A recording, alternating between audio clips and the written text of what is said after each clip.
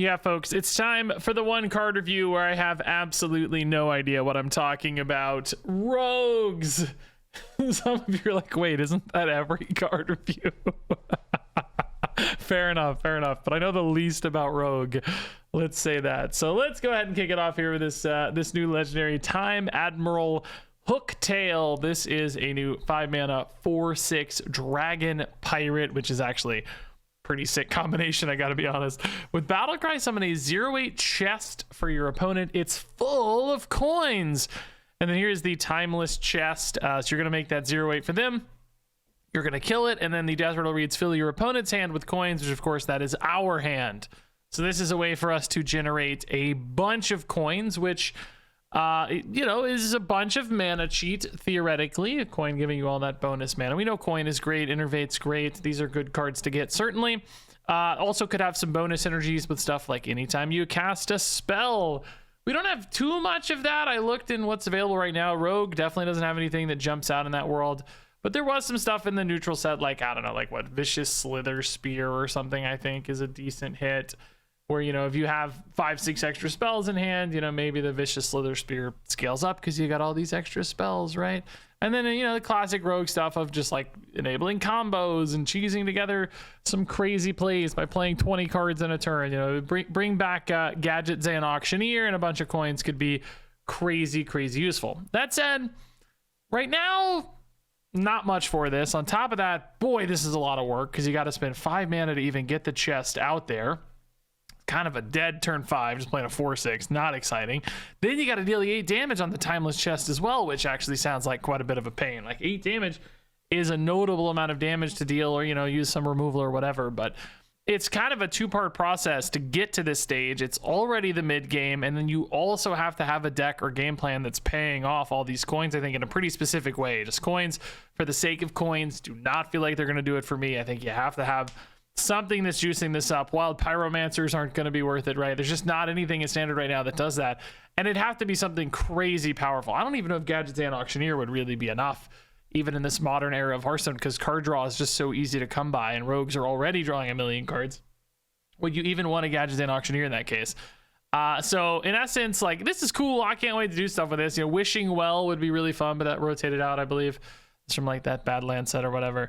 So, you know, it's not impossible that something comes along to help this, but I think it's pretty unlikely just because the upfront cost on this for both the health work and the mana cost is so significant that it'd have to be totally busted, and I don't think they do that. Maybe there's some fun to be had with like bouncing this with Shadow Steps, locking out your opponent's board, but again, that sounds more like a meme than a real thing. So at the end of the day, what I'm getting at is I think this card's super fun and memey and cool, but probably not very competitive.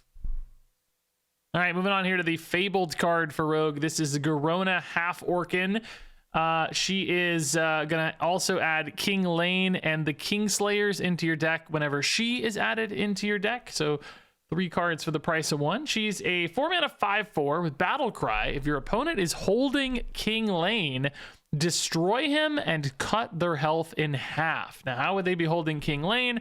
Well, he has the start of game effect. Hide from Garona in the enemy's deck.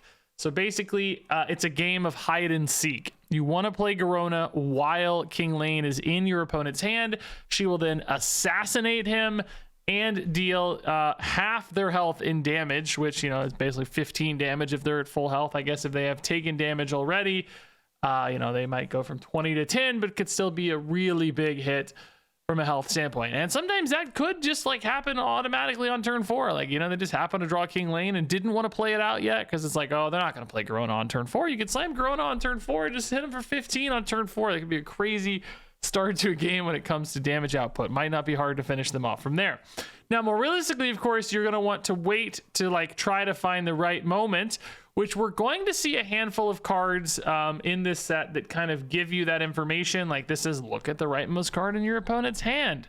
So you could do something like play the Kingslayers, the other card here, that after your hero attacks, both players draw legendary cards. You could attack, force your opponent to draw a legendary card. King Lane counts. He's got the dragon border.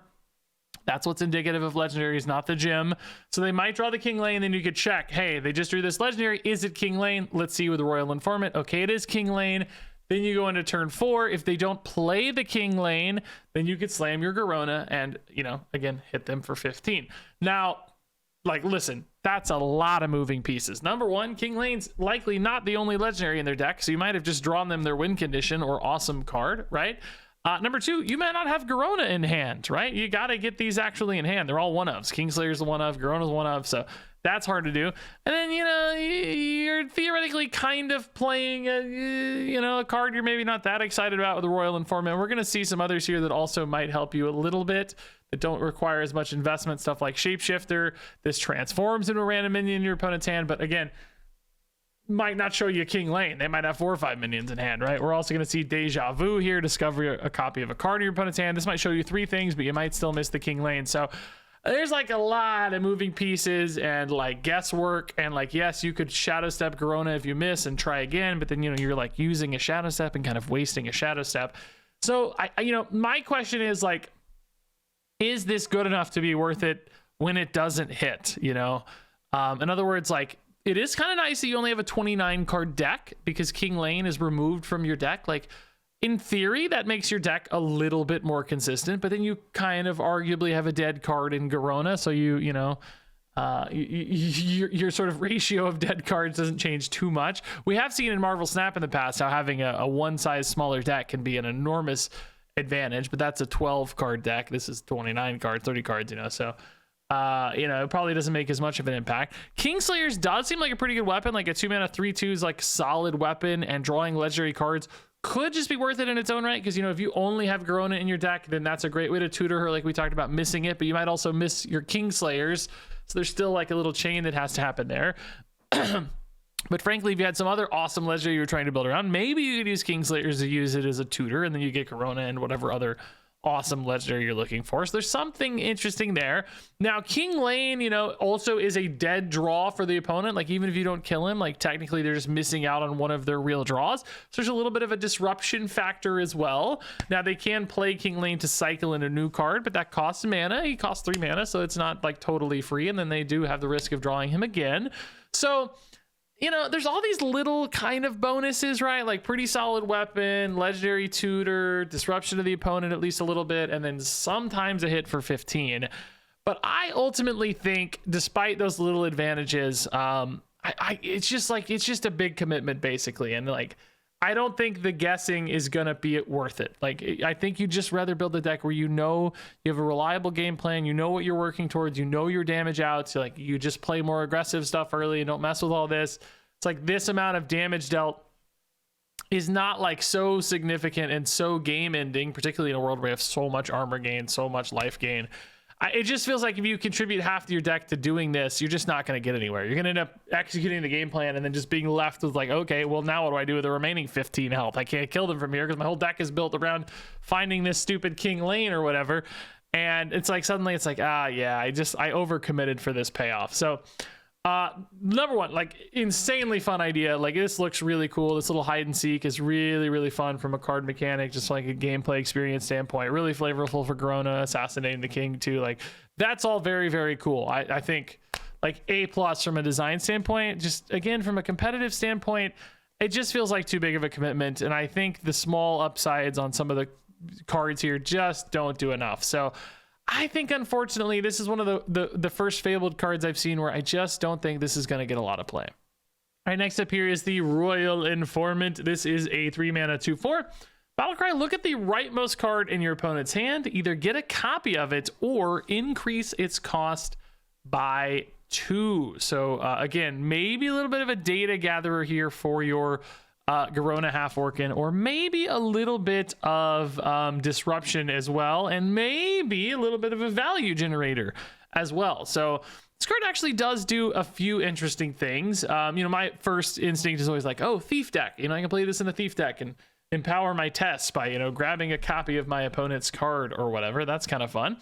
But the disruption side of it's interesting as well. If you hit a really awesome thing from your opponent, it's like, hey man, I'm just going to make that cost way more. It doesn't seem to be capped either. I think you could actually technically make some stuff unplayable. And if you found something really important, you could even like bounce the shadow step and do it multiple times. Just really just murder their win condition by making it cost an extra like 4 or 6 mana or whatever, which would be pretty funny. So you know, this card's like just cheap enough that I think it's pretty interesting in that regard. Like, I don't think this is really enough to make Garona interesting. I don't, you know, this is not the angle I see for that card, but I do think just kind of tossing this in as a way to mess with the opponent. Maybe a Thief deck shows up. Those historically aren't the most competitive, usually outside of that one time with a Wild Paw Knoll or whatever doing crazy stuff. So in other words, probably still like a fringe card, but I do see some applications here from the disruption standpoint in particular.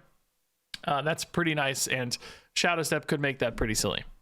All right, so next up here is the Shapeshifter. This is a 1-mana 1/1, but not really, because he reads each turn this is in your hand, transform it into a random minion in your opponent's hand, which isn't that just like Chameleos from old? Am I crazy to think that is literally just what Chameleos used to say? What was Chameleos' card text? Each turn this is in your hand, transform it into a card your opponent is holding. Oh, Chameleos said card. This is specifically minions, so not actually exactly the same, but by God, pretty much the same. I still don't really think this is going to be worth it. Again, it's kind of interesting in a Thief deck, right? You could generate some stuff if your opponent's a different class or whatever. There are some pretty good neutral minions these days, to be fair. You know, grab your opponent's Elise or whatever, maybe part of their Fire Rack package or something. There's some application there. It's just, is it going to be worth it in a deck list, right? You're going to prefer to just run your stuff and not waste a slot on potentially hitting something good from your opponent, because some matchups it just won't be anything good and won't be anything useful. And there's no like cost discounts or anything either to grease the wheels on this one. So it is just, you know, straight up a card from your opponent's hand. So is the potential home run hit and the slight advantage of reconnaissance value, like getting information about their hand, is that going to make it worth it? The reconnaissance side of it is kind of nice, because you do learn a lot about what's in their hand. Again, not it's not going to make Garona good, I don't think, but I wonder if an average deck could care enough about that. Between those two things, boy, it's kind of winning me over. I think this is a tiny fringe chance. Again, there's some kind of like off meta Thief deck where this just comes into play. Maybe I'm just a sucker for Thief decks, and real Rogue players are like, no, I'm never going to play this. But between the quality of like neutral minions that kind of just work like Elise and the reconnaissance upside, I'm basically going to land on 3 stars on this one, I think. Moving on here to Deja Vu. This is a new 1-mana spell. Discover a copy of a card in your opponent's hand. It costs 1 less. So I do like this one a little more for this kind of like burglary thief style stuff, because it has lower upfront cost, you know, compared to say like the 3-drop generating you a resource, right? Like only 1 upfront, and you do get this cost discount as well, and you get like a lot of instant reconnaissance value. Like this one takes a while potentially to show you a lot of things, could show you the same thing multiple times over and over again. It's, you know, only have a couple minions in hand, you might not learn much. This also can show you spells, and you can also get spells out of it, which increases the pool of utility a little bit. And that cost discount means you can still get something awesome from your opponent's hand, but you get to maybe cheat it out even earlier than they do. So just weave this in on turn 1 or whatever, and just find that Elise, play it early, find that Fire Rack, play it early, whatever, right? There are potentially some great results there. So I actually think this is a pretty high utility spell, super easy for any deck to weave in as well. It's just kind of like toss it in and get a good thing, and it's not much overhead, can be a combo activator. A lot of the stuff Rogue loves is tied to cheap spells. I would see maybe this one going in and out of certain metas, right? Like, you know, the meta just doesn't have a lot of good targets to hit. Maybe this falls out, but there's other instances like probably right now where I think this would be a really, really good card to see. So ultimately, Deja Vu looks pretty good.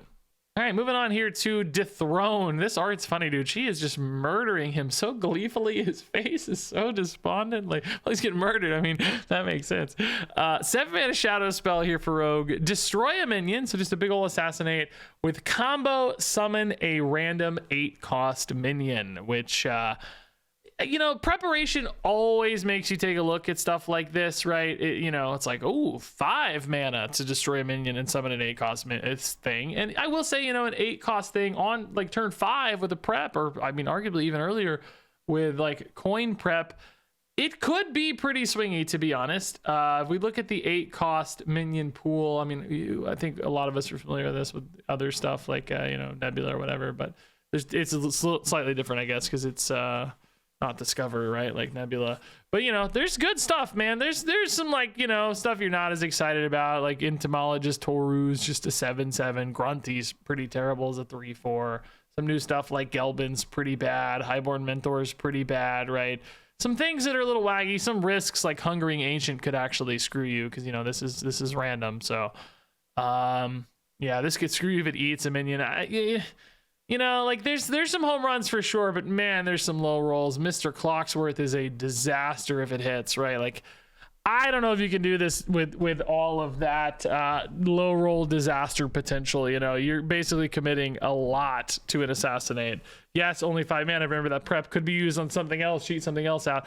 And I will say too, historically, like Rogue just has a hard time with expensive cards and big cards. Like just not a lot of precedent for things like this finding success in Rogue. So ultimately, you know, there might be other classes that could do this a little better in a weird way. I mean, maybe not with the combo, but could sustain these bigger spells, Druid, Priest, that sort of stuff. But Rogue probably has a hard time using this. So yeah, I think maybe an interesting card to generate sometimes. Could keep an eye out for some combo synergies that make this a little better. At the end of the day, though, in my mind, just doesn't fit what Rogue usually wants to do. So moving on here to Flashback, another combo card. 2 mana spell, summon 2 random 1-cost minions from the past, which I like that we're getting all these from the past cards. We can look up 1-cost minions from the past. It is a million things, just to be clear.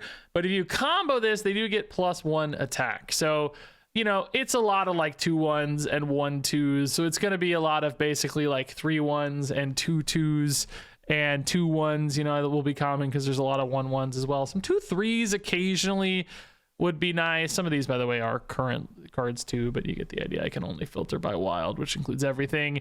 Some 3/2s occasionally, right? Some effects that are useful. There, you know, there will be moments you high roll a rush catch the day, specifically not in the pool, but you get the idea. Cards that have better effects, and there'll be other moments where you just get a 1/1 battle cry that totally sucks, and you get a 2/1. So I think the question is, if you get like a 2/2 and a 2/1 off Flashback for 2 mana, are you happy?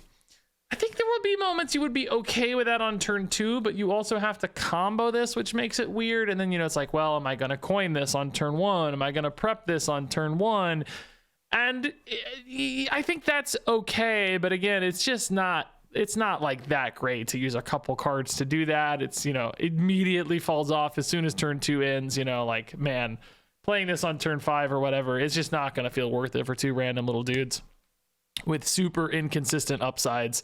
And often, you know, probably some risks and downsides too we didn't even acknowledge. So yeah, I guess at the end of the day, like, it doesn't look totally awful when you just think about like stats to cost. But again, it's just a fit question. And why are you running this? And how tight of a window does it have to be good? Those all go against it. And I think therefore it's going to be pretty weak. So next up here is Troubled Double. It's not double trouble, but is a double that has been troubled. Which is funny. This is a 4-mana 3/3 with stealth and combo.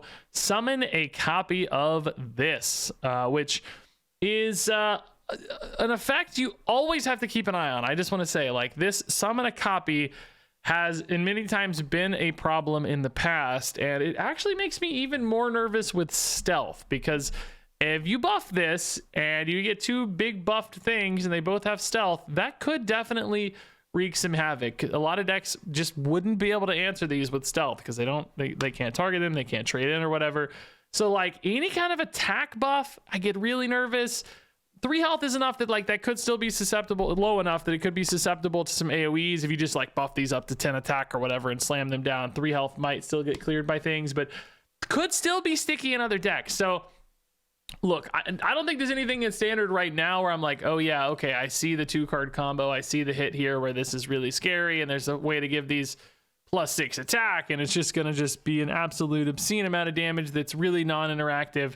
I don't think that exists right now if we look, right? Like, I just don't think Rogue has stuff that does that right now, but it's one of those where I think we kind of have to respect it just a little bit, because some random neutral card comes along they forget about. Some rogue thing comes along, maybe to support this kind of play. Some kind of combo thing comes along as well that makes this cheaper even. Because if you played this a lot earlier, even 2/3/3s with stealth could then have like follow-up buffs and stuff that make them scary just because they're so sticky. So look, it's not scary right now. I don't think this is going to get played right now. I think it'll be quickly forgotten right now, but I just know summon a copy of this because it inherits effects, it inherits stats. I didn't even talk about, you know, we've had like that spell burst guy giving the stats, right? Inheriting effects could inherit like a spell damage given to a minion. There's all kinds of things because it's a copy, so it can inherit all these things. Something could come along and break this. So I'm actually going to respect that with my score here, even though I think not good right now. Just one of those cards that you got to keep an eye on and could go nuts, and we could look back and be like, oh my God, this really was trouble after all. So next up here is Fast Forward. This is a cool little 4-mana spell. It draws 2 cards, and then you pick one to have its cost reduced by 2, which, you know, kind of makes this look like a 2-cost draw 2 from a net cost standpoint. But I like in particular that that cost discount could allow you to do some cheesy things. It might otherwise be hard, you know, cheat out a high cost thing early, set up some combos, you know, make it cost 0 and create some opportunity because of that. That's pretty interesting. You know, these mid cost spells have also found some success in Rogue too. Things like Prep make this feel really good. Kind of get down early, you know, play this on turn 2, find a 5-drop that you then discount by 2, play it on turn 3, right? You can start seeing some lines coming together where there are just good moments that open up because of this, and ultimately it feels kind of like the efficient card draw cheese sort of thing that Rogue can start to make some big plays with, just because they kind of snowball off the back of all the discounts from like Prep into this discount and so on, and start creating some moments and lines. And that's how Rogue tends to find wins, and this does like little sneaky stuff, combining all that together to do something cool. So I would definitely keep an eye on this card. The high upfront cost could be a limitation, but I think Rogue often works around that and finds a way to make this good. So our final Rogue card here is Chrono Daggers. This is a 3-mana spell with Rewind, and it throws 3 knives at random enemies that deal 2 damage each. Now, if you're like me, when you read that at first, you were like, wait, can those all hit the same target? And I don't know 100%, but I will tell you that that wording is different than the wording on Bursting Shot, which says deal 2 damage to 3 random enemies. This kind of specifies that there are 3 random enemies, and it is the same wording as Greater Arcane Missiles, which can all go face. It says shoot 3 missiles at random enemies. It says throw 3 knives at random enemies. And that to me makes me think Chrono Daggers can go face, which means if you clear the board and play Chrono Daggers, this might just be 6 to face. I will also say that it scales like crazy with spell damage. And it's kind of insane when you look at these 2 cards, by the way, together. Like, it is barely worse than Arcane Missiles, but it costs 4 less mana. Not that this was a particularly great card. Certainly an old card at this stage, but man, like 1 spell damage makes this 9 damage, 2 spell damage makes this 12 damage, and you start to think, man, 2 of these together with some spell damage and a cleared board, like play a couple spell damage things, play some Fan of Knives, clear the board, and then smack face for 1,000,000 with your Chrono Daggers. If indeed this can go face, as again, I think that certainly implies, go face 3 times, as I think that implies, this becomes instantly crazy and scary, and I'm really spooked by this, and I think this is going to be a thing that kills a lot of people and makes a lot of people mad because of how efficiently it can scale with spell damage, and I think therefore that means this card is very, very good. All right, so let's go ahead and rate these cards from 1 to 5 stars. Time Admiral Hooktail is a 2-star card. Garona Half Orkin is a 3-star card. Royal Informant is a 3-star card. Shapeshifter is a 3-star card. Deja Vu is a 4-star card. Deja Vu is a 4-star card. Dethrone is a 2-star card.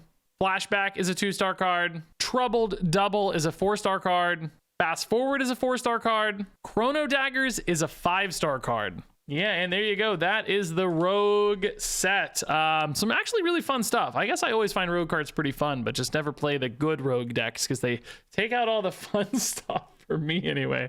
So we'll see what we can do with Rogue. Share your thoughts on these cards down below. Thanks, as always, for watching. Tell me if these are good or bad because I really have no idea because I don't play enough Rogue. But anyway, love you all a ton. Thanks for watching. And until next time, game on.